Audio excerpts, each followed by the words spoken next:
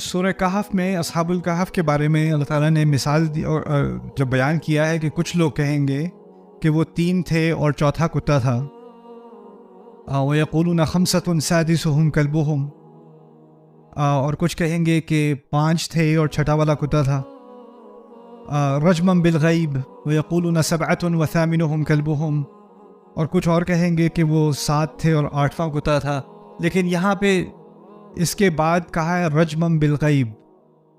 رجمًا بالغیب، رجم جانتے ہوں گے آپ لوگ. اعوذ باللہ من الشیطان الرجیم. حج پہ بھی رجم ہوتا ہے نا. رجم کسے کہتے ہیں؟ کنکریاں پھینکنے کو. غیب کا لفظ بھی آپ جانتے ہوں گے. غیب کیا ہوتا ہے؟ اندیکھی. جو چیز نہیں دیکھ سکتا انسان وہ غیب میں ہے. غیب کا لفظ اندھیرے کے لیے بھی استعمال ہوتا ہے. جو چیز آپ نہیں دیکھ سکتے اس کے لیے بھی استعمال ہوتا ہے. یہ ایک اور منظر ہے. اس منظر میں ہر تعبیر میں، ہر محاورے میں ایک تصویر کھینچی جا رہی ہوتی ہے. اس تصویر کو سمجھ لو، محاورہ سمجھ میں آ جائے گا. یہ دکھایا جا رہا ہے کہ فرض کریں صحرا میں کوئی ہے اور وہ ایک ٹارگٹ کو اس نے کنکری سے ہٹ کرنا ہے. اس کا کوئی کسی چیز کو اس نے ہٹ کرنا ہے اور اس کے ہاتھ میں کنکریاں ہیں لیکن اس کو پتہ نہیں وہ ٹارگٹ ہے کہاں اندھیرے میں. تو وہ ہر جگہ بس کنکری پھینک رہا ہے اور کہیں سے اس کو ٹک کی آواز آئی تو کہے گا لگ گیا. اور اس سارے پروسیس کو آپ کیا کہو گے؟ رجمن بالغیب. اللہ تعالیٰ یہ بھی کہہ سکتے تھے یخرسون، تکے مار رہے ہیں. بات تو یہی تھی نا کہ وہ تکے اندازے کر رہے ہیں علم کے بغیر. لیکن عام الفاظ میں استعمال کرنے کے بجائے اللہ تعالیٰ نے محاورہ استعمال کیا رجمن بالغیب، یعنی اندھیرے میں، اندیکھے میں کنکریاں پھینک رہے ہیں.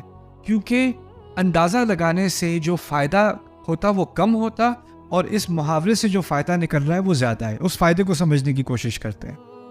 دیکھیے، اگر اصحاب الکہف کے بارے میں کہوں کہ وہ 3 تھے پورے اعتماد سے، اور کوئی اور کہ میں گارنٹیڈ 100% میں کہتا ہوں 5 تھے، کوئی اور کہ تم لوگوں کو نہیں پتا، مجھے پتا ہے 7 تھے. 7 ہو سکتا ہے 3 والا صحیح ہو، ممکن ہے کہ نہیں؟ ممکن ہے. ہو سکتا ہے 5 والا صحیح ہو، یہ بھی ممکن ہے. ہو سکتا ہے 7 والا صحیح ہو، یہ بھی ممکن ہے. ہو سکتا ہے وہ سارے غلط ہوں، وہ 4 تھے، یہ بھی ممکن ہے. ممکن تو اس میں سے سارے ہیں. لیکن ان معلومات سے کیا آپ کے دین پہ کوئی فرق پڑا؟ اگر آپ کو پتہ چل جائے کہ وہ 4 تھے یا 5 تھے یا 7 تھے یا 8 تھے، اس سے آپ کے ایمان پر، اللہ تعالیٰ کے ساتھ آپ کا جو رشتہ ہے اس میں، اور اس قصے سے جو ہدایت ہم نے لینی ہے اس پہ کوئی اثر پڑا؟ بالکل بھی نہیں. اس کا تو بالکل کوئی اثر نہیں پڑا. تو یہ اندازہ لگانا بیکار ہے. لیکن دین کے کسی معاملے میں بھی اندازے لگانا، اس کی تعبیر اندازے لگانے سے نہیں، کنکریاں پھینکنے سے کیوں کی گئی؟ کیوں؟ کیونکہ جب آپ کنکری پھینک رہے ہوتے ہیں تو ایک تو آپ ٹارگٹ کو ہٹ نہیں کر رہے، لیکن عین ممکن ہے کہ آپ کسی اور چیز کو ہٹ کر رہے ہو. آپ نقصان پھیلا رہے ہو. آپ ایک کلچر بنا رہے ہو جس میں لوگ دین کے بارے میں بات کرتے ہوئے ہر طرف کنکریاں پھینکتے. تو خیر، میں کہہ رہا تھا کہ اگر آپ نے دین کے معاملے میں ہر طرح کے تکے مارنا شروع کر دیے تو یہ صرف یہ نہیں ہوا کہ کوئی صحیح تھا کوئی غلط تھا، کسی کا کوئی نقصان نہیں ہوا. اب نقصان شروع ہو جائے گا. کسی نہ کسی کا نقصان ہوگا. کیونکہ دین کے معاملات میں سب سے زیادہ حقیقت کی بنیاد پر بات کرنی چاہیے، اور جس بات کے بارے میں علم نہیں ہے اس کے بارے میں کیا کہنا چاہیے. اگر پورا جازب علم نہ ہو، یعنی 100% آپ کی بات معلومات نہیں ہے، تو اس بات میں بالکل نہیں ہچکچانا چاہیے کہ مجھے نہیں پتا، اللہ اعلم. اور اس قصے کے بارے میں تو میں بہت ساری باتیں آپ کو بتا دوں، لیکن ایک بات صرف جو میں چاہتا ہوں آپ کے ذہن میں رہے اس کے بارے میں. قُلْ رَبِّي أَعْلَمُ بِعِدَّتِهِمْ. اللہ تعالیٰ کہتے ہیں کہو میرا رب ان کی عدد کے بارے میں زیادہ جانتا ہے. بِعِدَّتِهِمْ. عدہ کا لفظ عجیب لفظ اللہ تعالیٰ نے استعمال کیا. عدہ کے لفظ کے 2 معنی ہیں. ایک معنی عدت کا ہے عدد، اور ایک معنی عدہ کا ہے وقت کا گزرنا. اور دونوں کے بارے میں ایک لفظ استعمال کر کے ایک تیر سے 2 شکار. میرا رب زیادہ بہتر جانتا ہے کہ ان کے عدد کیا تھے، کتنے تھے، اور کتنے عرصے تک تھے، وہ بھی وہ بہتر جانتا ہے. بعدتہم، دونوں ایک لفظ میں. اور پھر عدت کا لفظ عربی میں مؤنث ہے، جس طرح اردو میں مذکر مؤنث ہوتا ہے نا، عربی میں بھی الفاظ اسماء مذکر اور مؤنث ہوتے ہیں. تو عدت کا لفظ مؤنث ہے. تو کہا ما یعلم، اگر کہا ہوتا ما یعلمها الا قلیل، قل ربی اعلم بعدتہم ما یعلمها الا قلیل، اگر یہ کہا ہوتا تو کہا ہوتا کہ میرا رب ان کے عدد کو زیادہ جانتا ہے اور اس عدد کو سوائے کچھ کے کوئی بہت کم لوگوں کے علاوہ اور کوئی نہیں جانتے. لیکن یہ الفاظ اللہ نے استعمال نہیں کیا. اللہ نے کہا ما یعلمہم الا قلیل، ما یعلمها نہیں، ما یعلمہم، یعنی اللہ تعالیٰ نے مضمون بدل دیا. لوگوں کی دلچسپی تھی کتنے تھے، کتنے عرصے تک تھے. اللہ نے کہا ان کی حقیقت، یعنی یہ لوگ کون تھے، کیسے تھے، ان سے ہمیں کیا سیکھنا چاہیے تھا، اس کے بارے میں تو بہت ہی کم لوگ جانتے ہیں. یعنی مضمون بدل دیا اللہ تعالیٰ نے، بیکار مضمون سے فائدہ مند مضمون کی طرف، رجبن بالغیب سے حق کی طرف. اور یہ قرآن کا ایک اسلوب ہے. لوگ بات کرتے ہیں بیکار کی، فضول قسم کی باتیں، اور اس پر پوری کامنٹری دی اللہ تعالیٰ نے اس قصے میں. یہ بہت اہم قصہ ہے قرآن کا، بہت ہی اہم قصہ ہے. اور خاص کر یہ الفاظ، اس میں بہت زیادہ ہدایت ہے. وہ کہتے ہیں کہ 3 تھے، چوتھا کتا، 5 چھٹا. اس میں کیا فائدہ، کیا ملے گا آپ کو اس سے؟ اس سے آپ کو اللہ تعالیٰ کے بارے میں ایک بڑی اہم حقیقت سمجھ میں آئے گی کہ قرآن صرف معلومات نہیں دے رہا، قرآن سوچنا سکھا رہا ہے. اور جس کی سوچ بدل جاتی ہے نا، اس کے سوال بدل جاتے ہیں. آپ کے سوالوں سے آپ کی سوچ کے بارے میں بہت کچھ پتہ چل جاتا ہے. میں سائیکالوجی کا طالب علم ہوں. جب مجھ سے کوئی اسٹوڈنٹ سوال پوچھتا ہے نا، تو میں صرف جواب کے بارے میں نہیں سوچ رہا ہوتا، میں اس اسٹوڈنٹ کے بارے میں سوچ رہا ہوتا ہوں کہ اس کا سوال آیا کہاں سے، اس کے سوال کے پیچھے کیا ہے. کیونکہ سوال سے انسان کی شخصیت کے بارے میں بہت کچھ پتہ چل جاتا ہے.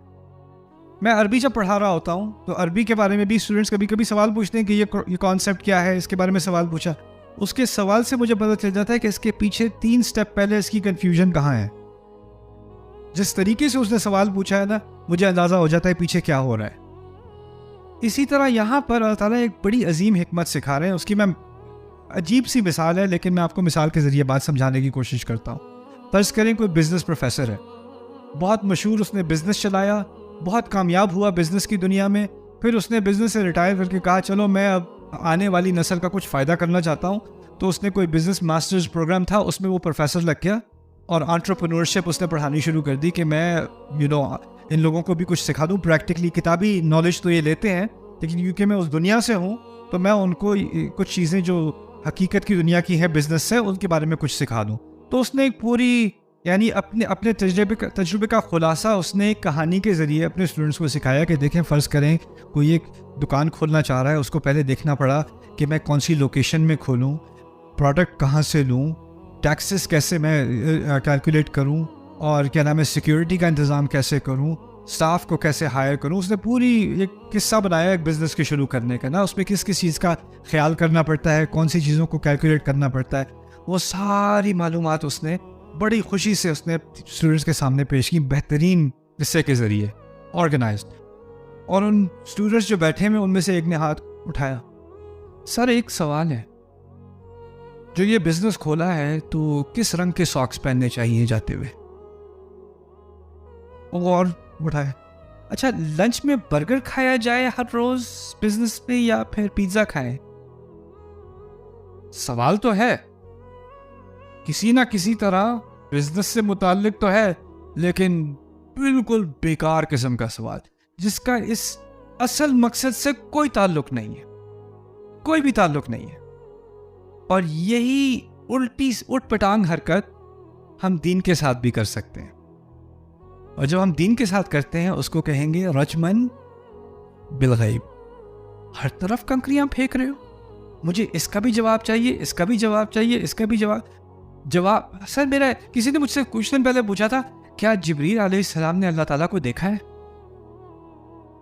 میں نے کہا نہ مجھے پتا ہے، نہ میں پتا کروں گا، نہ مجھے پتا کرنے میں کوئی دلچسپی ہے. لیکن میرے ذہن میں ایک سوال ہے، کیسا انسان ہوگا جس کو یہ پتا کرنا ہے؟ آپ کتنی علم کی دنیاؤں سے فارغ ہو کر آپ کو یہ سوال ملا